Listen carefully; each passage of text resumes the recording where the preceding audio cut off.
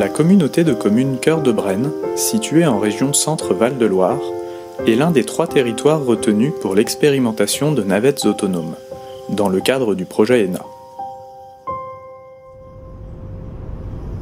La communauté de communes Cœur de Brenne se questionne sur les besoins de ses habitants en termes de mobilité et souhaite répondre à leurs attentes. Aujourd'hui, ce qui relève du transport en commun est peu ou pas existant sur le territoire. Pourquoi ? Parce que la faible densité de population fait qu'il y a peu de déplacements sur un territoire important. Donc effectivement, économiquement, c'est compliqué. Il faut que les gens puissent venir au bourg. Le bourg, c'est 5, 10, 15 km. Il n'y a pas de moyen de liaison direct aujourd'hui. Toutes les tranches de population ont ce besoin de déplacement au niveau de nos territoires ruraux. Le droit à la mobilité, c'est pouvoir se déplacer de façon facile, sans se poser trop de questions. En 2018, le gouvernement lance la stratégie nationale pour le véhicule autonome.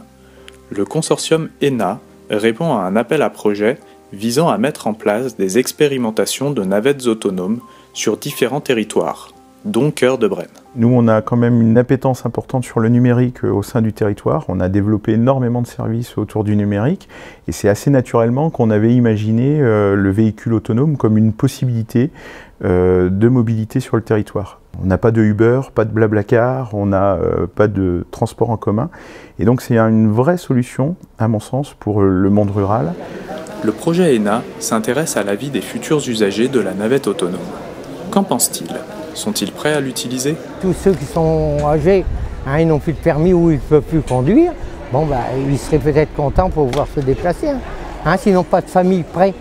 C'est une bonne question. Est-ce que j'accepterais de monter dans une navette autonome ?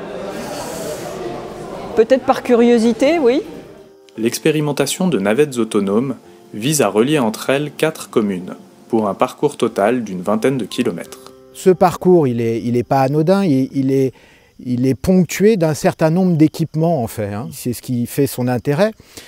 Et pour nous, en tant qu'aménagement du territoire, l'idée est non pas de multiplier les équipements dans les communes, mais de relier les communes qui ont des équipements différents.